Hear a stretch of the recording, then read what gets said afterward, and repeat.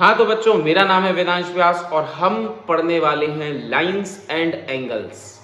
तो आज हम लाइंस एंड एंगल्स बहुत बेसिक तरीके से और बहुत अच्छे से सीखेंगे ताकि आपको कोई भी डाउट ना रहे। देखो, काफी बच्चे कहते हैं कि हमें बहुत दिक्कत आती है सर लाइंस एंड एंगल में, लेकिन इस वीडियो को देखने के बाद आपकी बहुत सारी समस्याएं खत्म हो जाएंगी। चलो शुरू करते हैं। सबसे पहले हम पढ़ते हैं कि लाइन क्या होती है। सर ये लाइन क्या होती है? भाई आपने एक पॉइंट रखा, और इसी पॉइंट को आगे एक और पॉइंट रख दिया, फिर एक और पॉइंट रख दिया, इसके आगे फिर एक और पॉइंट रख दिया, फिर एक और पॉइंट रख दिया, ऐसे करके कई सारे आपने पॉइंट रख दिए बच्चों। जब आपने कई सारे पॉइंट रख दिए तो आप ध्यान से देखो, ये क्या बन गई है? लाइन बन गई। क्या बन गई है? लाइन बन गई सर। अब ये जो लाइन होती है ना, ये यहां पर भी इंफिनिटी तक जा सकती है और इस साइड भी इंफिनिटी तक जा सकती है, यानी कि इसका कोई एंडिंग पॉइंट नहीं है बच्चों, इसका कोई भी एंडिंग पॉइंट नहीं है। इसलिए इसको हम क्या बोलते हैं? लाइन बोलते हैं, और इसको हम कभी भी मेजर नहीं कर सकते। चलो तो पॉइंट लिखते हैं। सबसे पहले तो ये क्या है? लाइन। पॉइंट होता है कि इसमें नो ब्रेथ,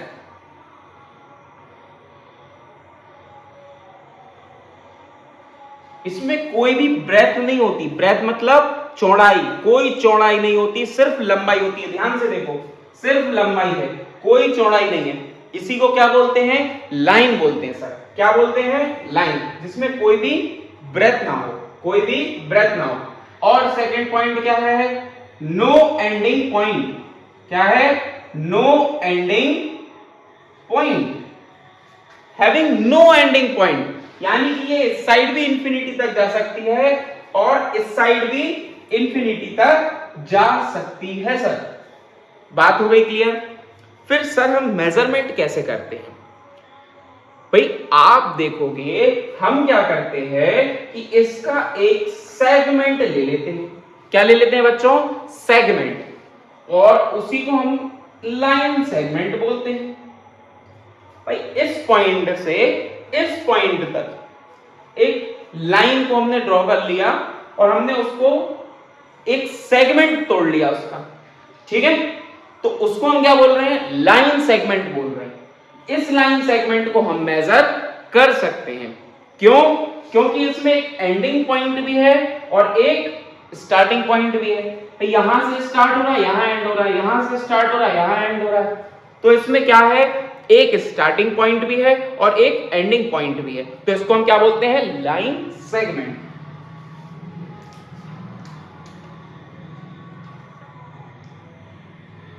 इसमें क्या होता है? स्टार्टिंग पॉइंट भी होता है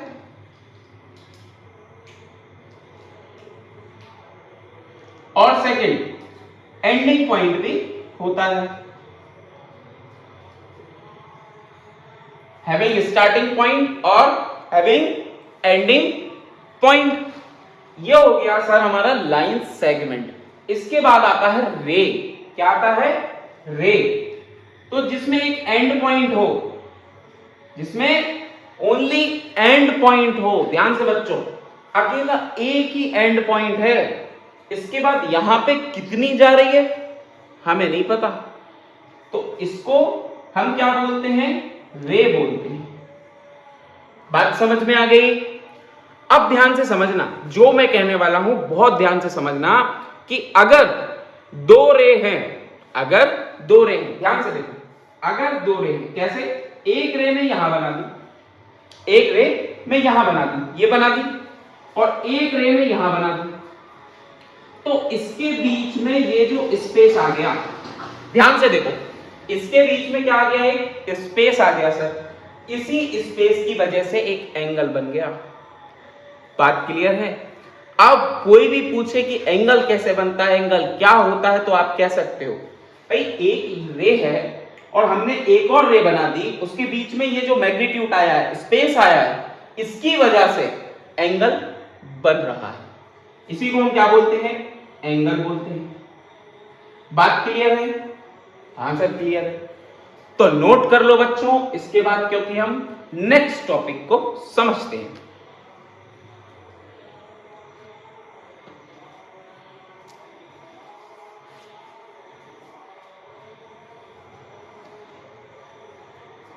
चल, तो अगला पॉइंट हम पढ़ते हैं भाई, लाइन भी दो प्रकार की होती है।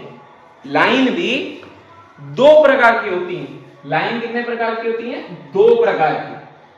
पहली होती है इंटरसेक्टिंग लाइंस। पहली कौन सी होती है? Intersecting lines. भाई इंटरसेक्टिंग से ही पता चल रहा है कि आपस में क्या कर दें? काट दें। आपस में क्या कर दें? काट दें। उसी को क्या बोल रहे हैं? इंटरसेक्ट कर दें। इंटरसेक्टिंग लाइंस बोल रहे हैं हम उनको।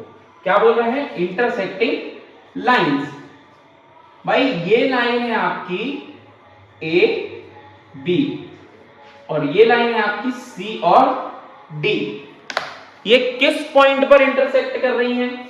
सर इस पॉइंट पर, पॉइंट ओ पर। और इसी पॉइंट को क्या बोला जाता है? Intersecting point.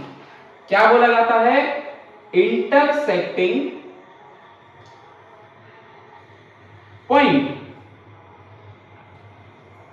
अभी मैंने बताया था कि एंगल कब बनता है? जब दो रेज अलग अलग डायरेक्शन में एक ही एंड पॉइंट से जा रही हैं। एक ही एंड पॉइंट से दो अलग अलग डायरेक्शन में रेज जा रही हैं, तो क्या बन रहा है? सर एंगल बन रहा है। सेम इसी तरीके से एक एंगल यहां बन रहा है, इसी तरीके से सर यहां, और इसी तरीके से यहां। क्लियर है? हमेशा याद रखना, जब भी एक एंड पॉइंट पे, ध्यान रखना, एक एंड पॉइंट पे इंटरसेक्टिंग लाइंस, जब भी एक एंड पॉइंट इंटरसेक्टिंग लाइंस जब भी कट करेंगे तो वो वर्टिकली अपोजिट एंगल्स बनाएंगे।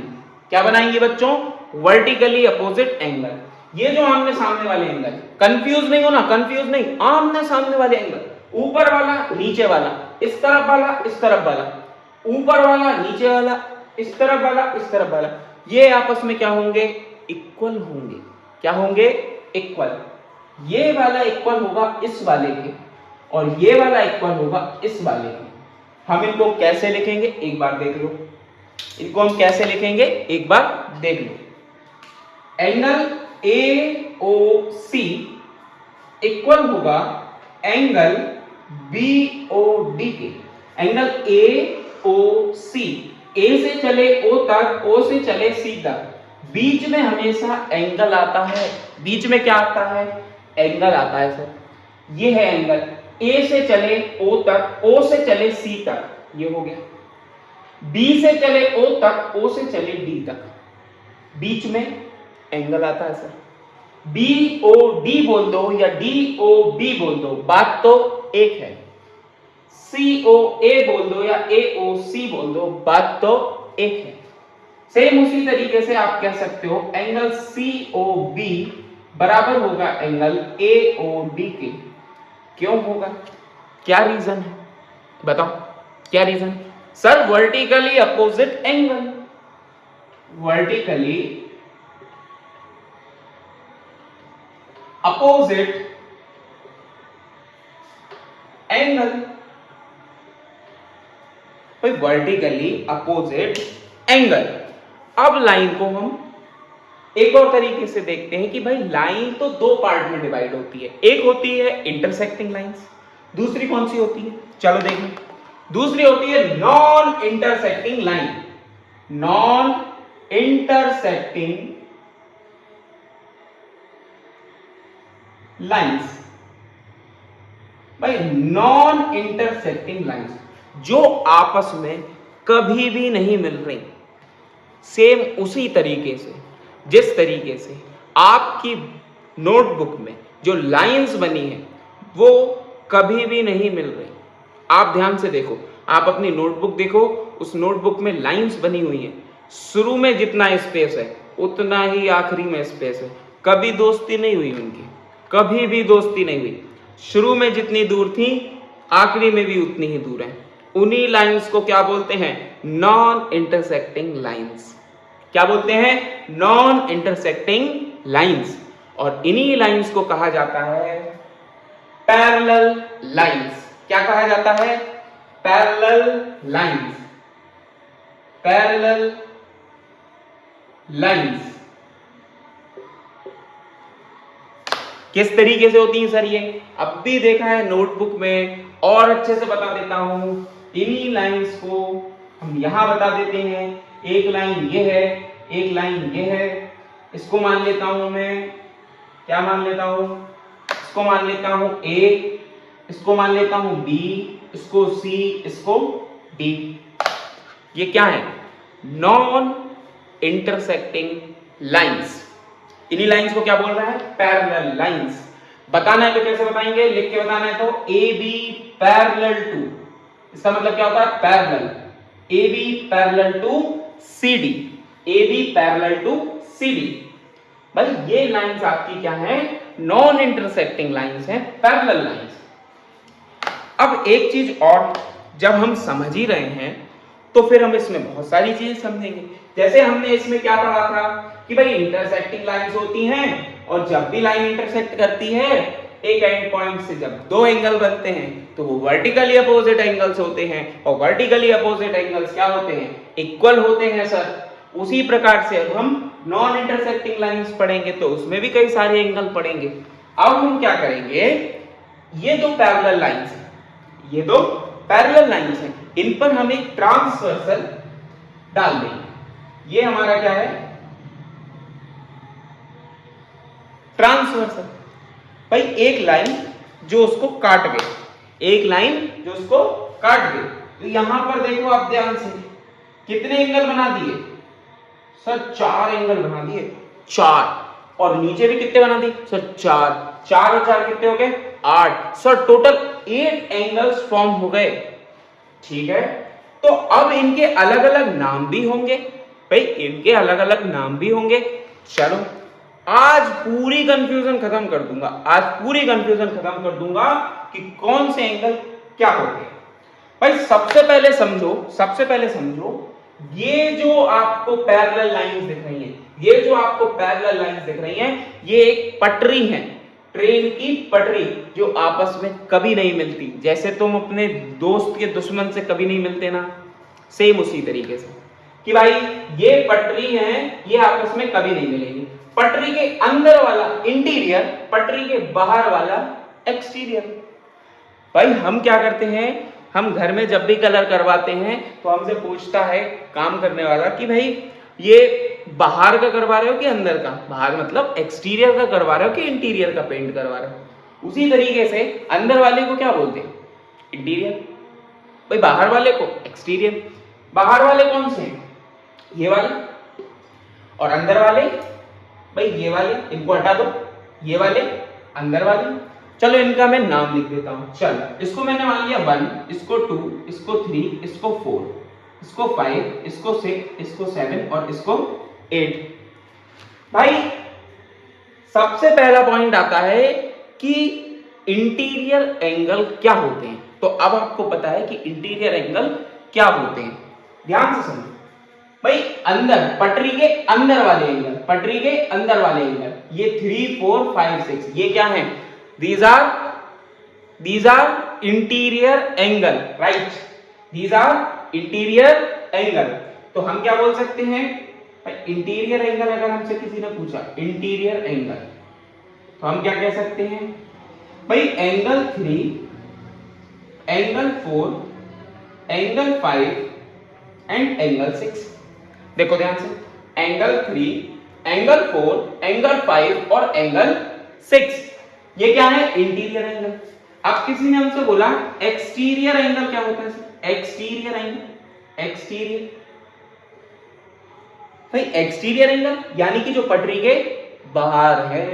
तो ध्यान से देखो, angle 1, angle 1, angle 2, angle 2, angle 7, angle 7 और एंगल कौन सा? एंगल 8। कौन सा? एंगल 8। ये क्या है? एक्सटीरियर एंगल है। ठीक है, चलो इसके बाद क्या बचा है भाई? इसके बाद भी है बहुत सारे, पहले इसको नोट कर लो ताकि मैं आगे के बता पाऊं। तो हम इसको रफ कर देते हैं ऊपर वाले को, इसका हमें काम नहीं है, तो हम इसको थोड़ा रफ कर देते हैं, इसको हम थोड़ा रफ कर देते हैं। ध्यान से देख, अब बात आती है करस्पॉन्डिंग एंगल्स।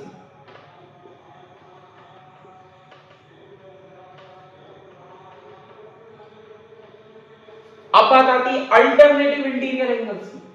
अल्टरनेटिव, भाई देखो अल्टरनेटिव, नाम इतना बड़ा कर देंगे बच्चे डर जाए। Alternative interior, alternative interior angle, alternative exterior angle,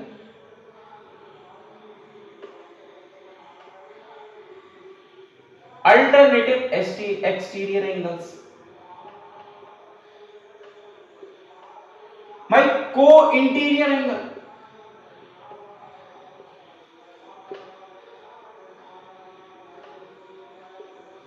ध्यान से समझते हैं, ध्यान से, बहुत ध्यान से, बहुत ध्यान से समझें। भाई सबसे पहले हम ये देखेंगे कि इंटीरियर वाला एंगल जो है ये कौन सा है। भाई अल्टरनेटिव इंटीरियर एंगल बोला है। इंटीरियर का मतलब आप क्या समझ पा रहे हो कि अंदर वाले एंगल की बात हो रही है सर। अंदर वाले कौन से हैं? 3 4 5 6। अंदर वाले कौन से हैं? 3 4 5 6। अल्टरनेटिव का मतलब क्या समझे सर? अल्टरनेटिव का मतलब है जो अपोजिट है। देखो 3 का उल्टा 6, 5 का उल्टा 4, 3 का उल्टा 6, 5 का उल्टा 4। ये एंगल्स अल्टरनेटिव इंटीरियर एंगल्स कहलाते हैं और ये आपस में क्या होते हैं? इक्वल होते हैं। चल, तो एंगल 3 इक्वल हुआ किसके? एंगल 6 के। और एंगल 5 इक्वल हुआ एंगल 4 के। तो अल्टरनेटिव इंटीरियर एंगल में हम क्या कह सकते हैं? एंगल 3 इक्वल हुआ एंगल 4 के। नहीं नहीं नहीं नहीं नहीं, ध्यान से देखो, एंगल 3 इक्वल हुआ एंगल 6 के, एंगल 3 इक्वल हुआ एंगल 6 के, और एंगल 4 इक्वल हुआ किसके? एंगल 5 के। एंगल 4 इक्वल हुआ एंगल 5 के। अब बात आती है अल्टरनेटिव एक्सटीरियर एंगल। भाई एक्सटीरियर एंगल से तो हमें पता चल रहा है क्या कि वो बाहर वाले एंगल, जो पटरी के बाहर एंगल है। भाई अल्टरनेटिव एक्सटीरियर एंगल बोला है। अल्टरनेटिव का मतलब क्या होता है अब भी बता दो। भाई इसका अपोजिट ये, इसका अपोजिट ये। भाई एक्सटीरियर एंगल पे ही देखेंगे ना, तो 1 का अपोजिट क्या हुआ? 8, और 2 का अपोजिट क्या हुआ? 7। तो ये आपस में क्या होते हैं? इक्वल होते हैं सर। 1 का अपोजिट 8, 1 का अपोजिट 8, 7, 7 का अपोजिट 2, 2 का अपोजिट 7। ये ऑब्वियस सी बात है, 2 का अपोजिट 7। ये क्या होते हैं? आपस में इक्वल होते हैं सर। अब बात आती है करस्पॉन्डिंग एंगल्स की। किसकी बात आती है? करस्पॉन्डिंग एंगल्स की।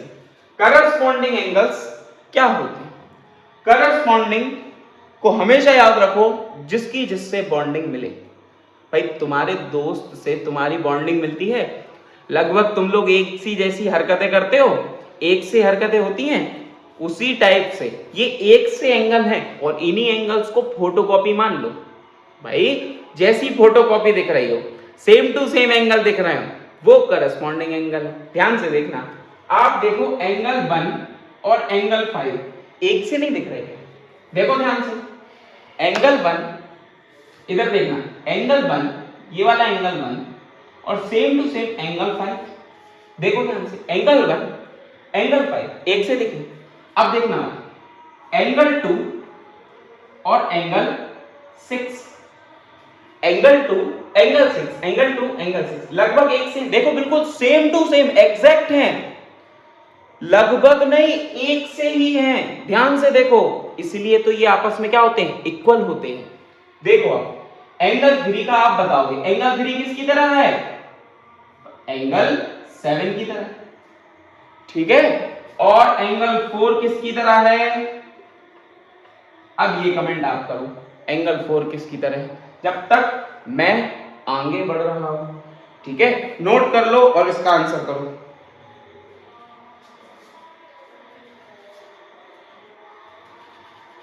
ठीक है, चलो अब जो है हमारे लिए एडजेसेंट एंगल पढ़ना है।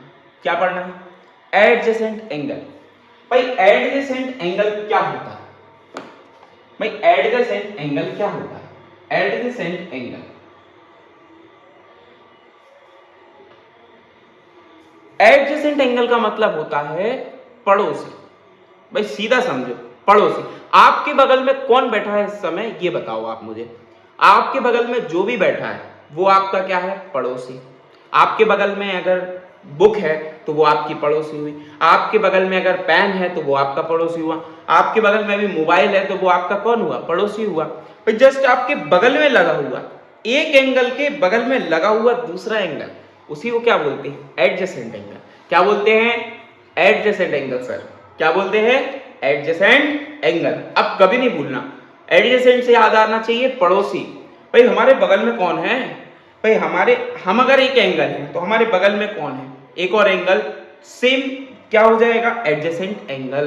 देखो ध्यान से, ये वाला जो एंगल है, ये वाला जो एंगल है, इसका बगल वाला कौन है? ये वाला। ये वाला जो एंगल है इसका बगल में ये भी है, भाई ये भी है। मतलब बल का एडजेसेंट एंगल 2 भी है और बल का एडजेसेंट एंगल 3 भी है। इसी तरीके से हमेशा याद रखो, एडजेसेंट एंगल मतलब बगल वाला एंगल। अब देखो, एक मैं आपको ये रफ कर देता हूं, फिर मैं आपको एक डायग्राम से बताता हूं एडजेसेंट एंगल, ताकि पूरी तरीके से कंप्लीट हो जाए। ये है आपके पास डायग्राम। भाई ये मैंने बनाया, ये बना दिया। एक एंगल ये है, एक एंगल ये है। इसको नाम दे दिया मैंने ए, इसको नाम दे दिया मैंने बी, इसको नाम दे दिया सी, और इसको नाम दे दिया मैंने डी। और ये पॉइंट ऑफ क्या है? पॉइंट ओ है, इंटरसेक्टिंग पॉइंट ओ। ठीक है, तो अब आप बताओ भाई एडजेसेंट एंगल किसका? एंगल COA का। एंगल COA का कहां है? COA का एडजेसेंट एंगल क्या होगा? सर ये तो बहुत ही आसान है, बगल वाला एंगल। बिल्कुल, बगल वाला एंगल कौन सा होगा? एडजेसेंट एंगल क्या होगा इसका? एडजेसेंट एंगल क्या होगा इसका? इसका एडजेसेंट एंगल होगा AOB। क्या होगा? AOB। हमें ये दोनों दिए हैं तो हम इसको एडजेसेंट एंगल बोल सकते हैं। अगर हमें ये भी दिया है, देखो है तो ये भी, तो इसका एडजेसेंट एंगल ये भी होगा और ये भी होगा। एक और कौन सा हो सकता है? Angle COD। ये भी क्या है? Adjacent angle. ये भी क्या है? Adjacent angle. भाई इसके बगल में तो ये भी है और इसी के बगल में ये भी है, तो इसका एडजेसेंट एंगल ये भी होगा और ये भी होगा। भाई इसके बगल में तो ये भी बैठा है और ये भी बैठा है, आसपास है ना, पड़ोसी है ना, तो दोनों एडजेसेंट एंगल होंगे। बात क्लियर है? ठीक है, इसको नोट डाउन कर लो।